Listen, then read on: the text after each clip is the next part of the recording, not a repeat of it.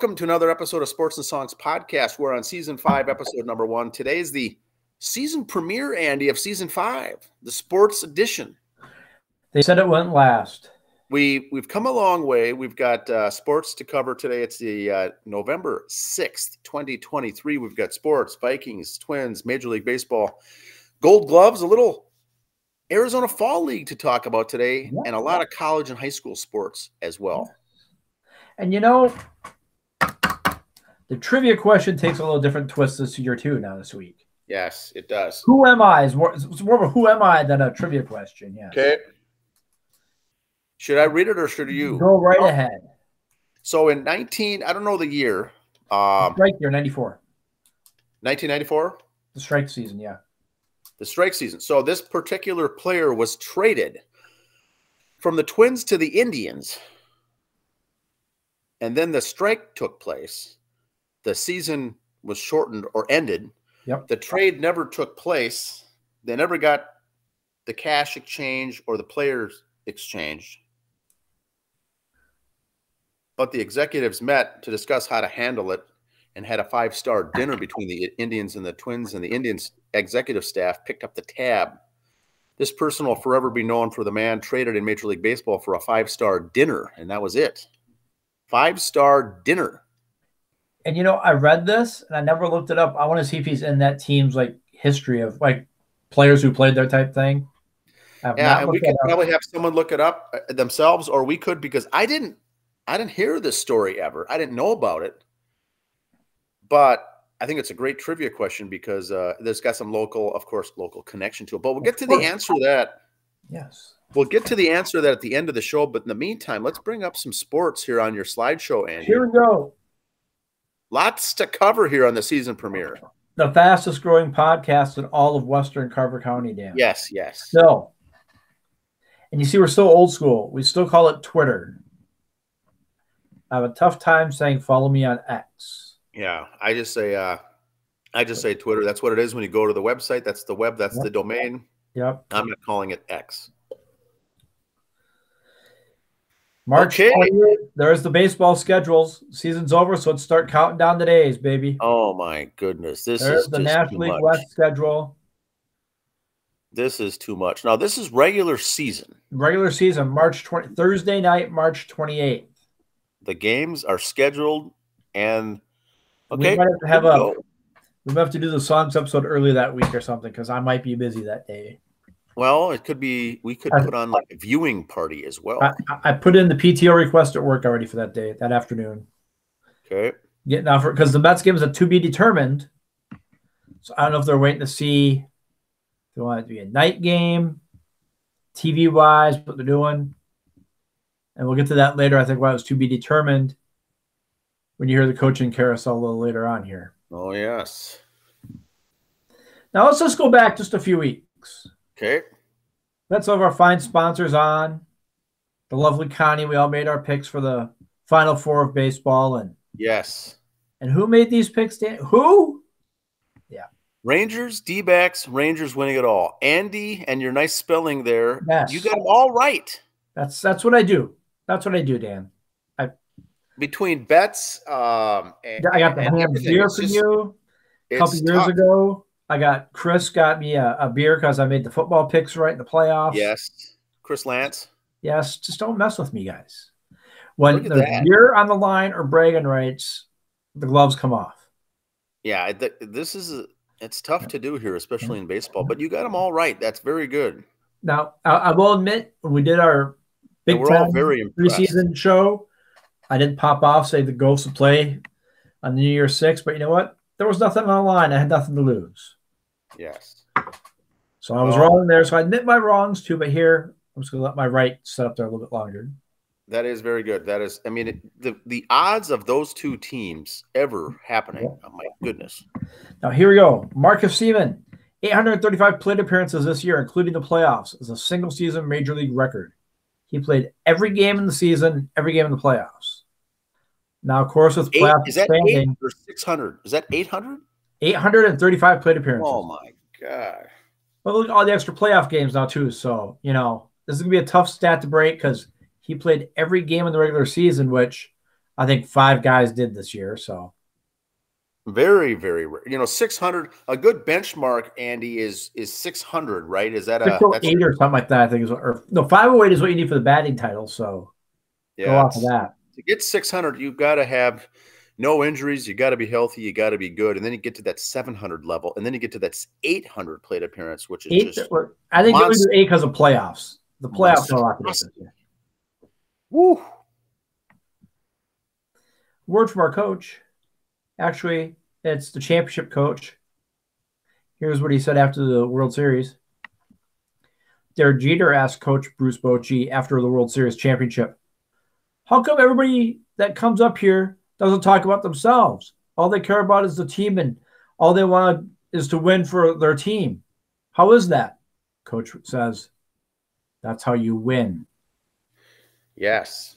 No one came up and said me, me, me, I. They said team. Derek Jeter couldn't figure that out. A lot of the superstars couldn't figure that out because he plays a team.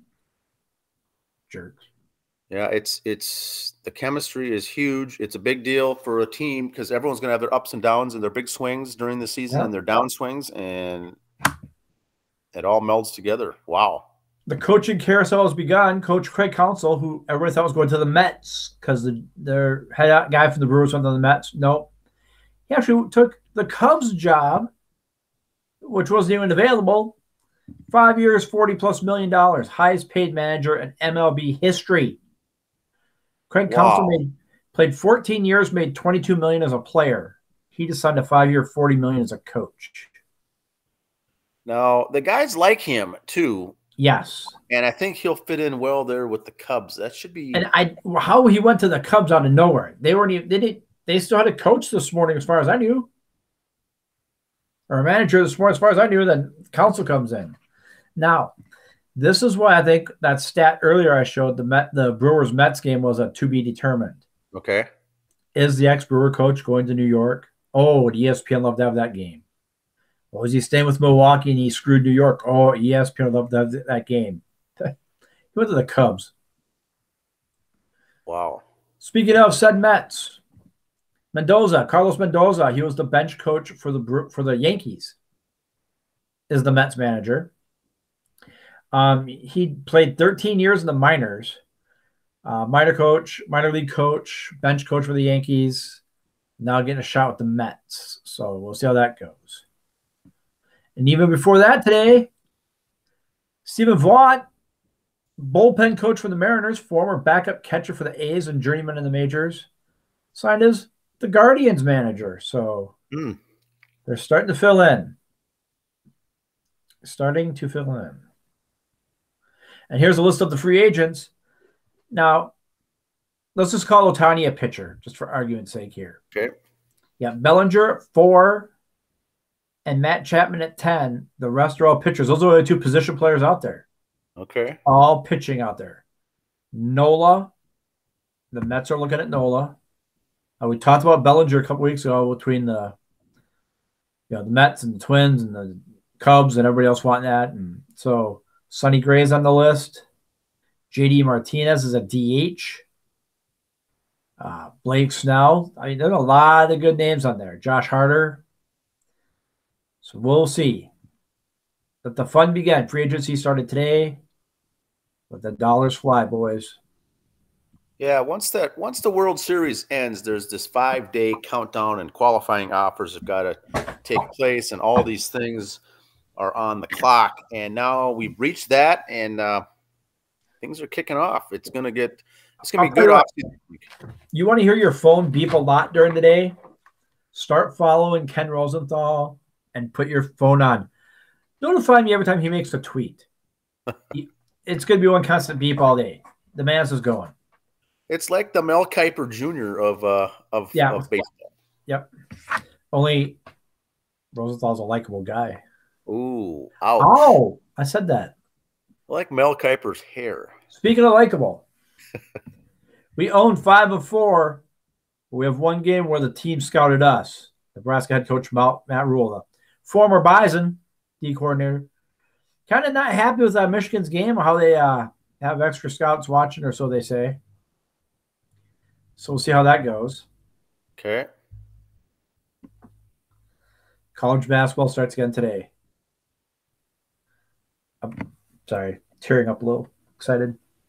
Well, it's going to be fun following Iowa this year. Now, if you look on here, if you look closely on this picture of all these guys, you see our girl Paige up there behind Tom Izzo. She has her hair down, not in a ponytail. Kind of center to the left. Okay, yes. You got Caitlin down in the corner there. You got the other gal from LSU. So you got 3 gals up there. So let it roll. It's going to get interesting. We're going to follow quite a bit of women's college basketball this year here on the show. And I did check earlier. That is Caitlin Clark, not Talon from Non Grata. It is. Okay, just to be sure. I double checked, yeah. It's not Talon. Okay. Yeah, yep. Here's the NCAA women's odds of winning the title this year by DraftKings. LSU is the top seed. UConn, Iowa. Then Utah mixes in there. South Carolina. Gamecocks. Future Big Ten are UCLA. Other Big Teners, Indiana and Ohio State. VTech and Tennessee. So those are some good ones to keep an eye on. That's kind of usually the mix every year, but yeah, no Stanford I see. And that's okay. I can live with that. Yep. I mean, like I said, they're probably 11th on this list at 23, Yep. Now, Caitlin Clark's got 2,717 career points. Megan Gustafson holds the record at 28.04. So Caitlin will break that this year. Okay. The Big Ten record is 34.02. Got a shot at that one. Division I women's record, 35.27. That's a lot of points. That's wow. And Pete Maravich, the Division I men's record is 36.67. I don't think Caitlin will get that high as those two. She might get the 34.02. We'll see. Because Caitlin's not a selfish player. She'll pass it. They got other good shooters. She will pass the ball. So, what's the typical season points for like a Caitlin Clark player? Well, let's put it this way: she's had 3 years and she's got 2,700. Quick math, 900 a year. That puts her at 36. Okay.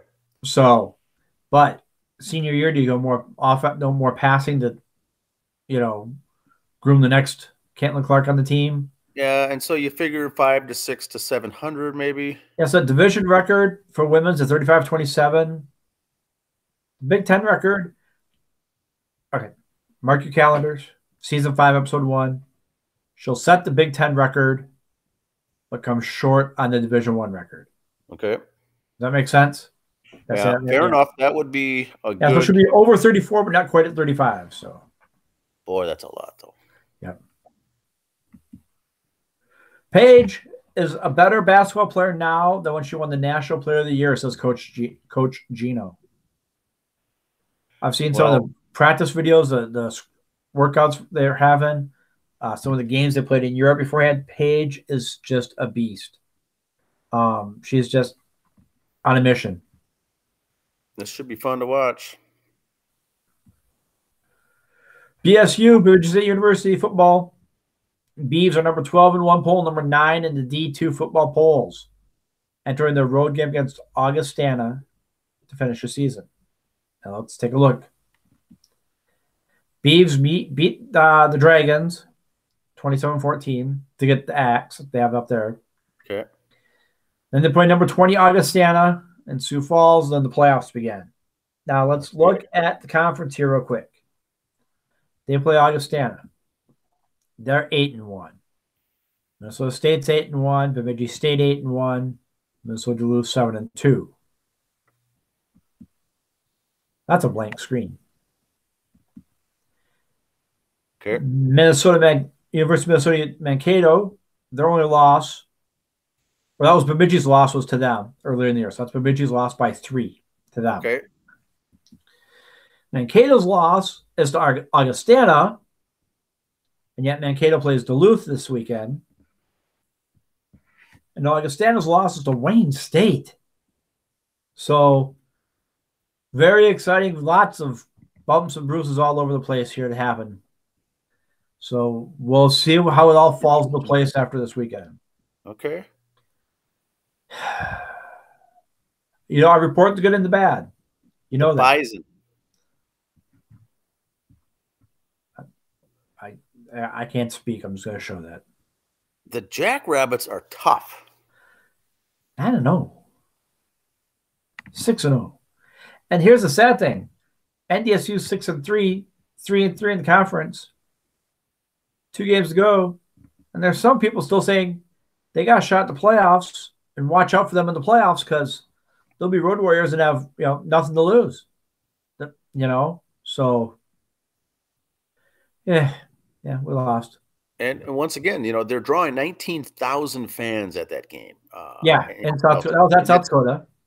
This is big time football up here. Yeah, that was wow. That was there. And the Gophers, they'll be playing in the Meineke Bowl this year. They lost to Illinois. I don't know what's going on with the Gophers this year. I don't get it. Well, I have 2 comments to make. They lost that Northwestern game on the road that they had the big lead in the end, and they had the lead here. I think it was 26-21 going into the with 4 minutes left in the game, and they lost it. Now the problem is, I think they've done this. Illinois has done this to them the last couple of years. Right? Yeah, they just got our number for some reason. There was this huge log jam in the West, which is obviously a little weaker than the East. But guess who loses Saturday? Wisconsin got beat, and Nebraska got beat. Yeah. So the prize for the taking. The Gophers had this game fall into their lap to leapfrog everybody up. And that's, I think, the thing that hurt the most for the Gopher fans, the very few that are left now, because they're losing them faster than they can keep them. Because they would have been still a game behind Iowa, and we beat Iowa. Oh my gosh, they had the great game against Iowa. Now they blow this, and now you've got Purdue, and you still have the Ohio State and Wisconsin yet coming up. It's just very, very frustrating. And we beat Iowa, and we'd only be a game behind us. We have that head-to-head victory in our pocket, so that tiebreaker. And so that's what was so awesome about having that lead late in the game. From the early games, had losses. This was the 2:30 game. Yeah. And they had it won at home. Yes. I mean, it's just, we'll get on more on that later, but frustrating. All right. Minnesota State High School League football. Here we go. 5A playoffs are set. St. Thomas and Owatonna, Alexandria area, and Rogers. The right side of the bracket, it's Matamidi, Chanhassen, Andover, and Robbinsdale Armstrong. First trip by Chan into the state for football ever, I think. Yep. And they're kind of my pick. My dark horse right there, I'm saying right now, Chanhassen. Write it down. Okay. And then they'll play on the 25th at 4 p.m. 4A, Hill Murray and Byron, Rocori, Orono. Other side, Totino Grace, Hutch, North Branch, and Benilde St. Margaret.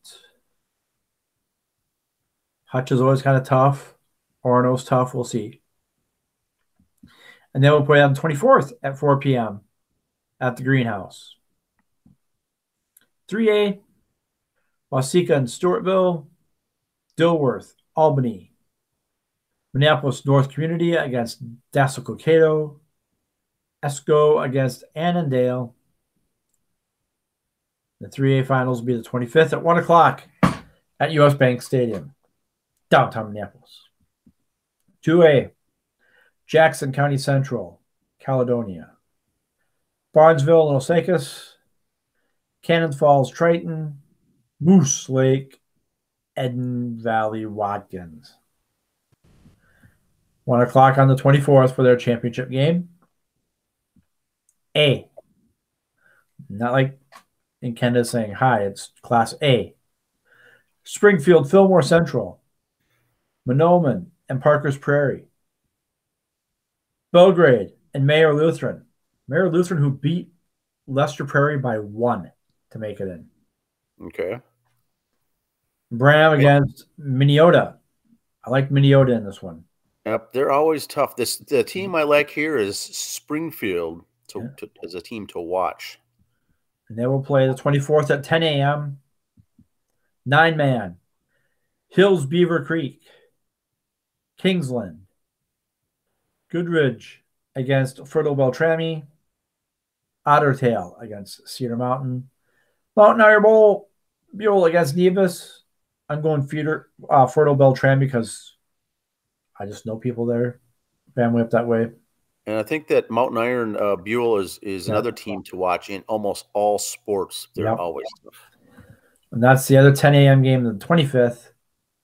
Now to go back to the big mess that it is when they make it, the 6A. Here we go. Left side of the bracket, you got Centennial against Rosemont. That winner will play the winner of Lakeville South, Eastridge. Okay.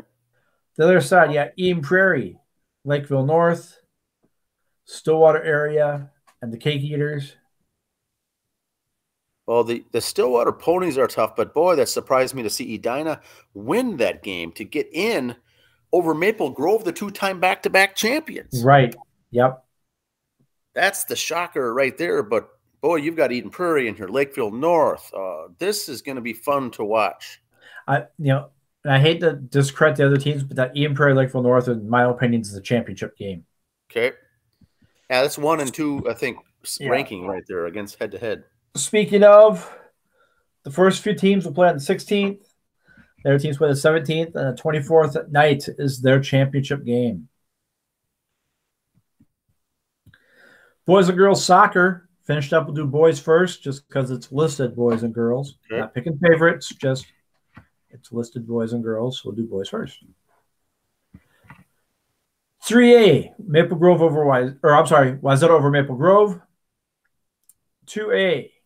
Now, Dan, you're a soccer parent. Yes. Is it fair to say 3-0 is kind of a butt kicking? It is, especially in a title game like that. Yeah. A 3-0 score is not something you see in the state title game. And the team that nothing was the #1 seed. So yeah. Wow. And then in the single A, it was St. Paul Academy and Summit School over Pine Island, Zimbrota.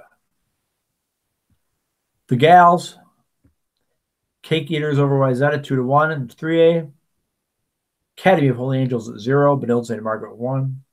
Seems like Benilde's always in the finals are 2 all the time. They're a good school for that. Okay, yep. And St. Paul Academy 3. St. Charles Zip. So if you look at that, St. Paul Academy swept it, boys and girls. Congrats to them. Congrats. Tough to do. NASCAR finished up this weekend. Now, remember we always said, I always said, just because there's 4 guys going for the championship the last day, the other guys are still racing to win. For the first time ever, Ross Chastain is the first non-championship Ford driver to win the season finale. Okay. He was not one of the 4 guys left for points, and he still won the race. Because you know why? There's a check involved, that's why. Yes. The incentives. There's all these races are good. Yep. With all the other drivers in it, not just the the ones we're focusing on. But boy, he won the race, but the championship did go to Ryan Blaney. So congrats to Mr. Ryan Blaney. The Pennzoil 12 car. Yes. Soapbox number 1. So how many are there now? This is Dan. We don't cover this in the pre-production meeting, but I like this.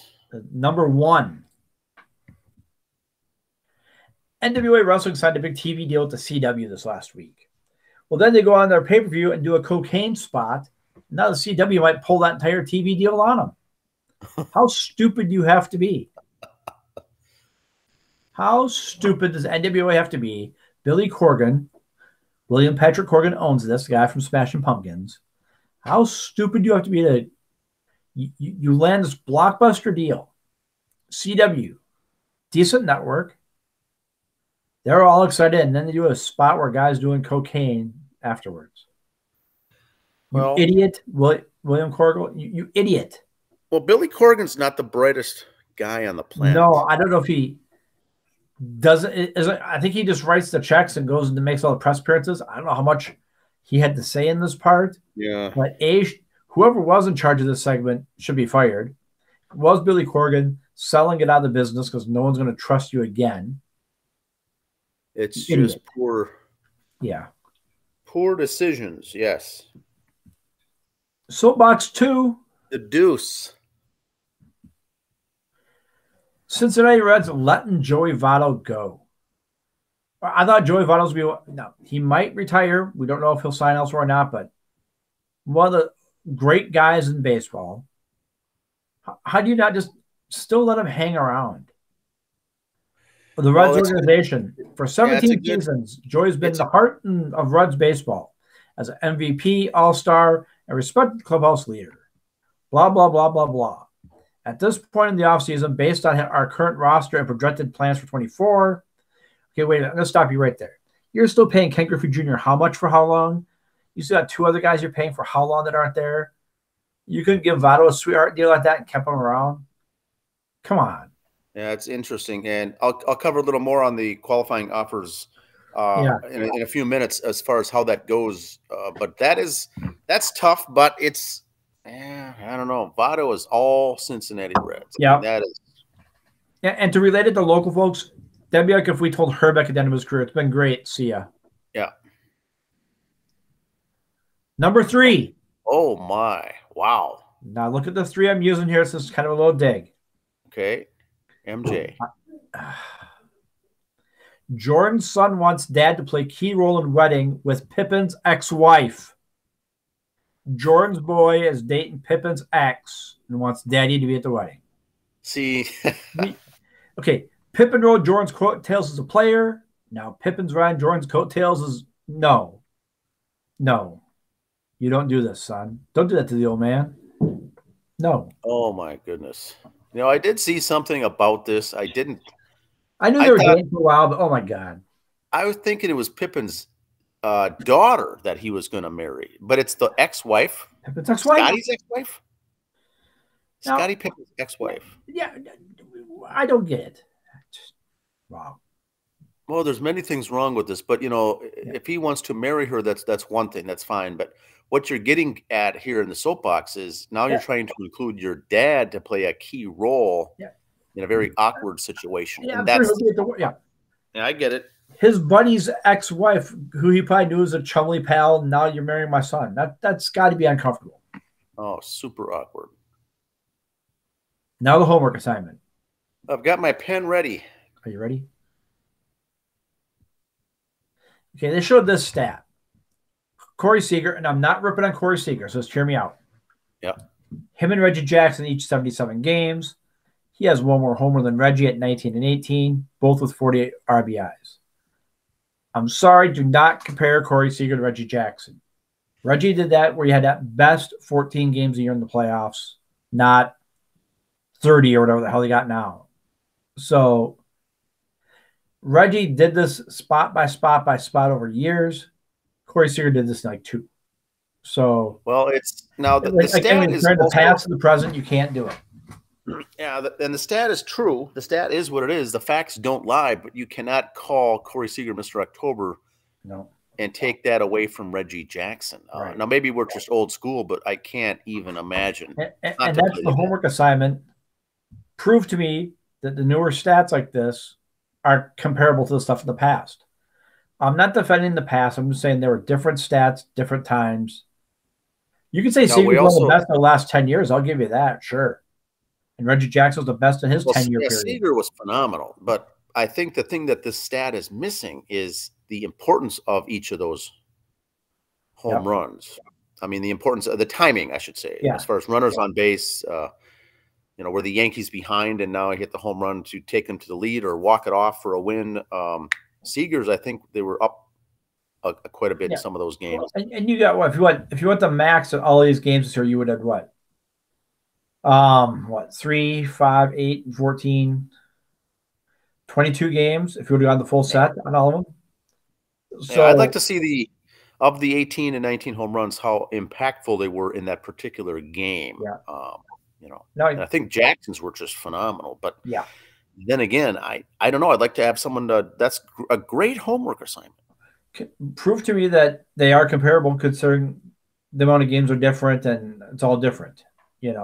So that's I got to say on that, and that's my 2 cents. That's all I got, sir. And then again, one could argue that the pitching's better now and everything's better now. Back in the day, Reggie was good, but he wasn't facing pitchers like he's seeing now. And we had They had a game in the World Series this year. Game 3 was a bullpen game, for crying out loud. You didn't see that back then. You saw guys give it all the time. It's a good thing to see. It's a good stat because I did not see that before the show. So what I've got to finish up on is, so we already talked Gopher football, high school football. The Vikings, I'm wearing the Vikings hat today just because of that game was so unbelievable. I think that in the past few years, these Vikings games, whether it's O'Connell, the coach, or Cousins, they're always such a conservative, low scoring, not a lot of flash. And I think the fans are kind of bored with that. And that's what really lightened up that game and the second half when Dobbs came in, and it was like these guys are playing sandlot, outdoor, football in the backyard. Well, I was talking to some guys about it at work today, and that's the thing, is it's pretty sad when the guy, I saw the one meme they put up. It was the playbook for Dobbs. It was the old playbook from Temple Bowl, 4 different plays. But you know what? That's the sad thing. So he went in there not knowing any plays and won. And you have all these John Gruden super enhanced plays, and Gruden's sitting home getting fired all the time. Yeah, it's still, you're just still playing football. I mean, you can draw it up all you want, but Dobbs was exciting because it was a lot of ad lib. It was a lot of athletic plays. And then he was throwing balls to guys that I didn't know the receiver's name. Hams. Okay. A lot of there was just so many backups in the game. Receivers that I haven't been following the Vikings that much this year. Some of the running back names I wasn't familiar with. And you get KJ Osborne out with an injury. Justin Jefferson's not playing because he's hurt. And so Addison makes a couple plays, but a bunch of other receivers were used. Hawkinson, tight end. It was just random, weird, strange plays, the pickoffs, the fumble recoveries, the turnovers. This is why you watch the preseason games, so you know these names for week 9 in the season. I thought it was fun because I'll just say, I'm not the biggest Vikings fan. I'll tip my hat to him this game. I watched that last drive. Yes, Dobbs did a great job scrambling. But for the first time all year on that drive, that offensive line showed up and blocked. And it was looking like they were having a good time. They were playing like kids out there. Yep. So I thought it was fun. Now, are people going to be going out to buy the Dobbs number 15 jersey? Are people going to be on the bandwagon? Was it just a one game that just had fun and now they're going to be back down to normal? I don't know. I don't really care at this point. But, they are in the hunt for the playoffs. That team, they beat, Atlanta was tied for first. Yeah. It was in Atlanta. So I think it's a momentum kind of a deal. But I think it'll be exciting to watch some of these games now. That's why I wrote the cap today. Dobbs is just he's always been that, here, our guy's injured, come in. Oh, he's back, see you bye. That's the guy he's been. So to a point, he's got a chip on his shoulder, well-deserved chip on his shoulder. Say the good Lord willing, the Vikings make the playoffs. Do you still re-sign Cousins? Or is Dobbs your man? Well, I think that's a whole nother discussion. Because if you keep Dobbs as a backup, you're going to have the media all down your throat. The second Cousins fumbles a ball, they're going to want Dobbs in there. So, and we still have Jalen. I mean, the backup quarterback, is still in the mix. I don't see Cousins coming back at all, but I don't know. I don't know the situation. Dobbs is going to be a great backup and get us the rest of the way. Right now, the season were to end today, the Vikings would be in the postseason. So, so it'll be interesting. Now he did make some mistakes. He got that. He fumbled the ball. He got sacked in the end zone for the safety, but he kept coming back. I think it was the resiliency. But if you watch his games with career, that's his MO. That's who he is. No one was down on their luck and getting negative and pessimistic. They plowed ahead and kept going. So that was fun to watch. I think. The other thing I was going to cover was Arizona Fall League. Yes, Andy. That's the league in the minors, kind of the best of the best go. It's the premier minor league, it's kind of a futures league of the future stars. It doesn't matter if you're in class A, AA, or AAA. The best, brightest stars get together and play. I think it's a 30-game schedule. So that season winds up on Thursday this week. They've got an off day today for that league down in Arizona. They play Tuesday, Wednesday, Thursday, and then Friday's the semifinals, and Saturday it all ends. The team the Minnesota Twins players play on is the Glendale Desert Dogs, I think. They're not in it. They're not. They have already been eliminated, so they'll be done. But I just want to remind the listeners of that Arizona Fall League. The two people leading the league, the entire league in home runs, are Aaron Sabato, a Twins prospect first baseman. I repeat, first baseman, and Kalai Rosario, another outfielder, center fielder for the Twins. Only 21 years old, but was any Rosario relationship? No relationship to Eddie, but he's from, I think he's from Hawaii. But this guy's good. Twins are looking for a center fielder. Not that they're going to bring him up this year, but like you say, maybe you bring in Cody Bellinger for a year on a one-year deal to play first base, because we have the question mark around Alex Kirilloff and the unknown about Buxton in center and Michael A. Taylor in center. Maybe you do get a good guy like Bellinger for 1 year. Bellinger can play right field too, so you can always switch guys around. And you got Kepler. So, and you got Kepler in the other recent signing of Polanco. So those guys are coming up, but this is the cream of the crop. So they're not just doing good in minor league ball. They're facing the best pitching of the best up and coming future prospects in pitching, infield, outfield. It's the best ball players that there are. Those two are tied. Now, guess who had guess who won the home run derby for the Arizona Fall League, which was held last night? It was Rosario, Andy. Nice. So this guy hits for power. Obviously, they're both leading the league in home runs, but you go on the derby with the stress and the time limit and trying time limit, because they do the home run derby like they do in the majors, where you've got to hit so many out in each sequential sequence with the clock running. And he was down to the last batter, and with a couple seconds left, he needed two, and I think he hit one out, and he won it on a walk-off, essentially. As time expired, he hit the last one out. So imagine all the pressure and everything. These guys will be good coming up here for the Twins. So Rosario's a center fielder, real young, but he's going to be up there in AAA probably by the end of the season, or at the beginning of the season, whatever. But it's going to be fun how all that shakes out. Major League Baseball. You mentioned, Andy, that the season is wrapping up, and we're in the Hot Stove League. The Gold Glove winners were announced this week for the American League and the National League. The Gold Glove winners are done. Those are out there. And so you're seeing some of the awards at the end of the season here tying into everything. Now, posted on our social media, the winners are. There's a coaching carousels, there's all the signings, and I know that they got the 5-day window to sign these qualifying offer guys. And I was on the show the other week saying, the Twins don't have a need to bring Kepler back at $10 million or Polanco back at 10.5 or whatever the deal is. They signed them both to the qualifying offer, both of them. Now, what that means is that they may not be with the team the whole year, but we have the rights to them. If you cut them loose and say we don't want to have you, there could be some people screaming like the Reds with Joey Votto, not to the extent of Kepler, but Kepler is a long, well-liked guy who's never gotten in any trouble. He's never gotten arrested and busted and never involved in any scandals. Same with Polanco. Nice, good guys that have been around for a long time, and they're still good. So they are still going to play. But do the Twins need them? Maybe not. We've got guys coming up. What they want to do is sign them for the qualifying offer, just to have the rights for them. If they write the $1 million check to cut them loose, they get nothing in return. They're gone. Right.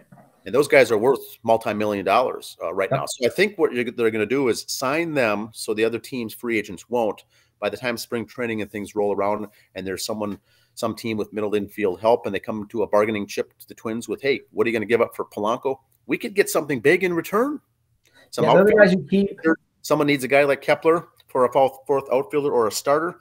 He can go because we've got guys to come in. So I think that the front office for the Twins brass are thinking that in terms of that when they made these signing qualifying offers. Well, they're the guys you keep in case you guys forget it, like the Mets with Edwin Diaz last year. Our relief pitcher went down. We need some bodies worth something to trade for another relief pitcher. That's what they're going to be. Yeah, and I think that's going to be a great situation to be in because now you're going to get something back in return, and by that time we'll know here where our lineup and roster is weak, and if it's strong, then you can get some prospects in return. And you need someone immediately to come in, you can make some good deals there by having those guys as kind of a trump card as the season gets going. Now, if they wouldn't have signed the qualifying offer to both those guys, I think there would have been some blowback from the fans. Why would they sign Kepler? Why wouldn't you sign Polanco? What has he done to you? Taking it personal. And now they're taking the emotions out of it and just saying, look, we're going to sign them again. Now, the other story that just happened today is the Sonny Gray has the same thing. It's not a qualifying offer, but it's another offer that they can do. And they went ahead and signed it and gave him a qualifying offer, real low. But I think that's more of just in good faith. Sonny Gray is going to go big bucks to some other team. Yeah.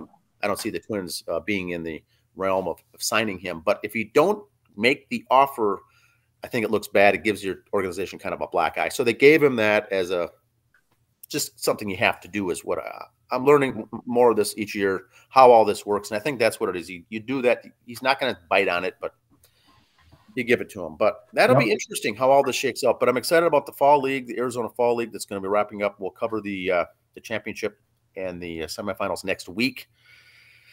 But it's going to be fun to follow. The Who Am I trivia answer, Dan.